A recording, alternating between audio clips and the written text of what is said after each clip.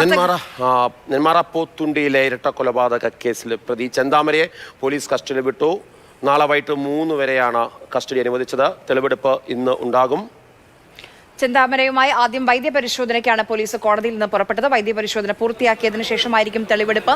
1 മണിയോടുകൂടി പോത്തുണ്ടി കൊലപാതകം നടന്ന സുധാകരന്റെ വീട്ടിലേക്ക് തെളിവെടുപ്പിനായി ചെന്താമര എത്തിക്കും.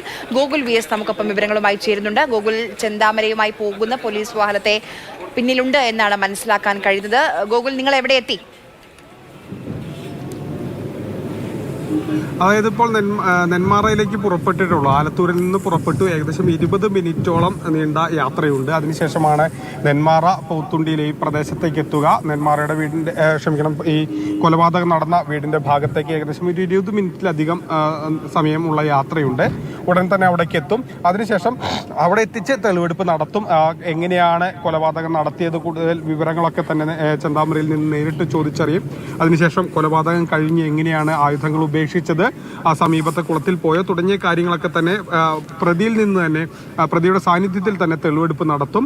അതിനുശേഷം പിന്നെ തിരികെ ഇങ്ങോട്ട് ആലത്തൂരിലേക്ക് തന്നെ കൊണ്ടുവരും എന്നുള്ളതാണ് നമുക്ക് വ്യക്തമാകുന്നത്. കാരണം നെന്മാറയിൽ ചെന്താമരയെ കരുതി വയ്ക്കുക, അവിടെ കസ്റ്റഡിയിൽ വയ്ക്കുക എന്നുള്ളത് പ്രായോഗികമല്ല. പല സുരക്ഷാ പ്രശ്നങ്ങളുണ്ട്. അതുകൊണ്ടാണ് ഇത്തരത്തിൽ ആലത്തൂരിൽ വെച്ച് കസ്റ്റഡിയിൽ വയ്ക്കുന്നത്. ആ പ്രദേശത്ത് വലിയ സുരക്ഷാ സന്നാഹങ്ങൾ ഒരുക്കിയിട്ടുണ്ട്. 377 പോലീസുകാരുടെ വലിയൊരു സൈനിക വിന്യാസം തന്നെ ആ പ്രദേശത്ത് ഏർപ്പെടുത്തിയിട്ടുണ്ട്. ഇന്ന് ആലത്തൂർ കോടതിയിലും നിറയെ ആളുകൾ കൂടി എന്നതൊഴിച്ചാൽ മറ്റ് പ്രശ്നങ്ങളൊന്നും തന്നെ ഉണ്ടായിട്ടില്ല. പക്ഷെ നെന്മാറയിലെ സ്ഥിതി അതായിരിക്കണമെന്നില്ല. കാരണം ആ പ്രദേശത്തുള്ളവർക്കൊക്കെ തന്നെ വലിയ എതിർപ്പ് ചെന്താമരയോടുണ്ട്. ഇയാളെ പിടികൂടിയ ദിവസം തന്നെ പോലീസ് സ്റ്റേഷനിലുണ്ടായ കോലാഹലങ്ങൾ നമ്മൾ കണ്ടതുമാണ്. സമാനമായൊരു സാഹചര്യം പോലീസ് കണക്കാക്കുന്നുണ്ട്.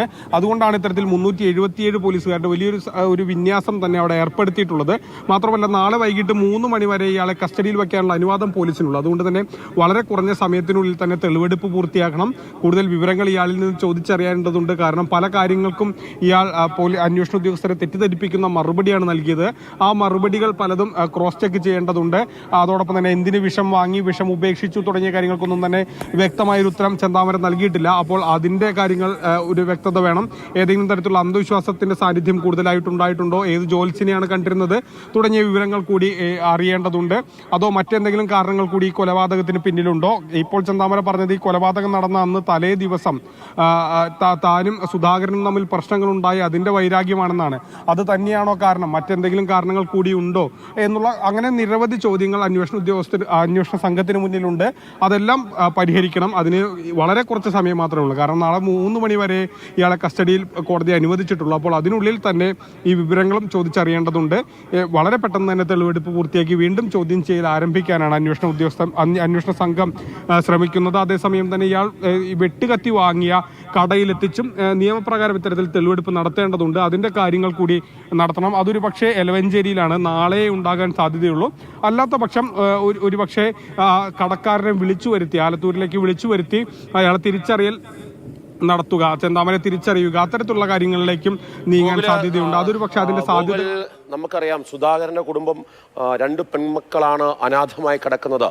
ഇനി ചെന്താമരയ്ക്ക് പോലീസ് നടക്കുന്ന സുരക്ഷ അന്ന് ആ കുടുംബത്തിന് പോലീസ് നൽകിയിരുന്നെങ്കിൽ ഒരുപക്ഷെ ആ പെൺകുട്ടികൾക്ക് അച്ഛമ്മയും ഒന്നും നഷ്ടപ്പെടില്ലായിരുന്നു. അത്രയ്ക്ക് ഭീതിതമായ ഒരു അവസ്ഥയിലൂടെയാണ് അവർ കടന്നു പോയിക്കൊണ്ടിരിക്കുന്നത്. അതുകൊണ്ട് തന്നെ ആ പ്രദേശത്തെ നാട്ടുകാർക്ക് ഈ പ്രതിക്ക് നേരെ അതിശക്തമായ വികാരമുണ്ടാകും, അതിശക്തമായ പ്രതിഷേധമുണ്ടാകും. ഇത്രയും സുരക്ഷ ഒരുക്കിയാൽ മതിയാകുമോ? ആ നാട്ടിലുള്ള ഒരു പ്രതിഷേധത്തിന്റെ അവസ്ഥ എങ്ങനെയാണ് ഇപ്പോൾ? അതായത് ഇപ്പോൾ പോലീസ് നെന്മാറയിൽ നിന്ന് ആർക്കും, അതായത് ഇന്നത്തെ ദിവസം ആർക്കും ബോയൻ നഗർ പ്രദേശത്തേക്ക് പ്രവേശനമില്ല. മാധ്യമപ്രവർത്തകർക്കല്ലാതെ മറ്റാർക്കും ഇന്ന് ആ പ്രദേശത്തേക്ക് പ്രവേശനമില്ല. അതുകൊണ്ട് തന്നെ ബോയൻ നഗറിലുള്ളവർ മാത്രമേ ആ തെളിവെടുപ്പ് ഉണ്ടാകുമ്പോൾ ആ പ്രദേശത്ത് ഉണ്ടാവുകയുള്ളൂ.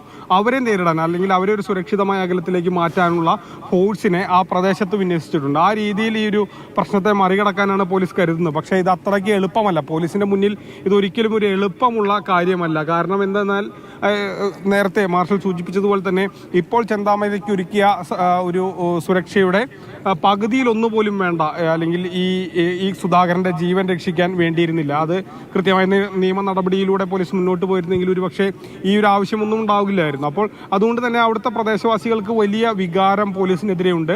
അതോടൊപ്പം തന്നെ ചെന്താമരയ്ക്കെതിരെയുണ്ട്. അവർ ചെന്താമരയോട് ഉള്ള ഒരു വലിയ പ്രതിഷേധം അവർക്കുണ്ട്. അത് സ്വാഭാവികമായും അവരവിടെ കാണിക്കാനുള്ള സാധ്യതയും നിലനിൽക്കുന്നുണ്ട്. അത് കണക്കാക്കിയുള്ള വലിയ സുരക്ഷാ വിന്യാസങ്ങളുണ്ട്. പക്ഷേ അത് എത്രത്തോളം ജനങ്ങളുടെ വികാരം എത്രത്തോളം അണപൊട്ടും അതിനെ നിയന്ത്രിക്കാൻ വേണ്ട പല ക്രമീകരണങ്ങളും പോലീസ് ഒരുക്കിയിട്ടുണ്ട്. ആ ക്രമീകരണങ്ങൾക്കപ്പുറം കടക്കുമോ, അങ്ങനെയുള്ള നിരവധി പ്രശ്നങ്ങൾ ഇവിടെയുണ്ട്.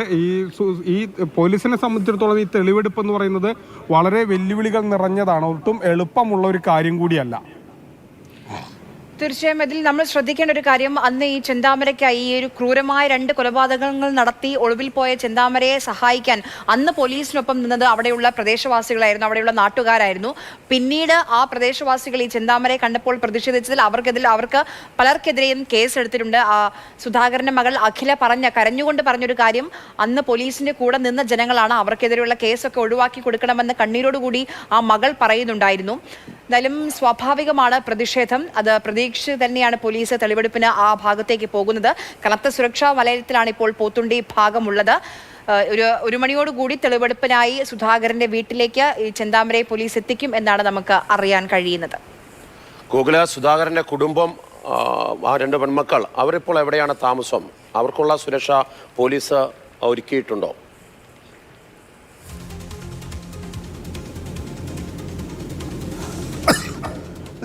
മാർഷൽ, സുധാകരന്റെ കുടുംബം ഇപ്പോൾ ചിതലിയിലുള്ള ഒരു ബന്ധുവീട്ടിലാണ് താമസമുള്ളത്. അവിടെയാണ് 2 കുട്ടികളും താമസിക്കുന്നത്.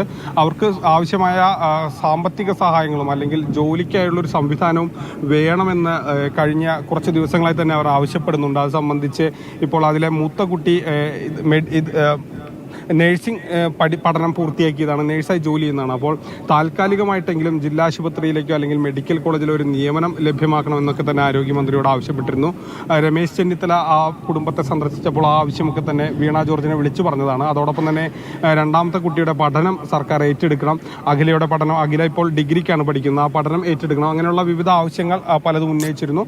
ആ കുടുംബത്തെ സംബന്ധിച്ചിടത്തോളം അതിലെ ഏറ്റവും വലിയ ഭീഷണിയായി അവർക്ക് നിന്നിരുന്നത് ചെന്താമരയാണ്. അവരുടെ ഒരു സുരക്ഷാ ഭീഷണി എന്ന് തന്നെ പറയേണ്ട ഒരാൾ അവർ ആരോപിക്കുന്നതും അതോടൊപ്പം തന്നെ പോലീസ് പറയുന്നതും ചെന്താമരയാണ്. ചെന്താമര ഇപ്പോൾ കസ്റ്റഡിയിലാണ്. അപ്പോൾ അത്തരത്തിലുള്ള അവരെ ഏതെങ്കിലും തരത്തിലുള്ള ആക്രമിക്കുമോ എന്നുള്ള ഒരു വളരെ വലിയൊരു ഭീതി അവർക്ക് ഒഴിഞ്ഞു. പക്ഷേ അത് മാത്രം കാര്യമില്ല, ഇയാൾക്ക് വിചാരണ കൃത്യസമയത്ത് നടപ്പാക്കണം, ഇയാൾക്ക് ആവശ്യമായ ശിക്ഷ ആ കൃത്യസമയത്ത് നടപ്പാക്കണം എന്നുള്ള ആവശ്യങ്ങളൊക്കെ തന്നെ ആ കുടുംബം കഴിഞ്ഞ ദിവസങ്ങളിലൊക്കെ ഉന്നയിച്ചതാണ്. കാരണം അമ്മയുടെ കൊലപാതകത്തിന് ശേഷം ഇയാൾ സുഖമായി ഇത്തരത്തിൽ 1 വർഷത്തിന് ശേഷം ജാമ്യം നേടുന്നൊരു സ്ഥിതി ഉണ്ടായിരുന്നു. പിന്നീട് ആ പ്രദേശത്തേക്ക് പഴയതുപോലെ വരുന്നൊരു സ്ഥിതി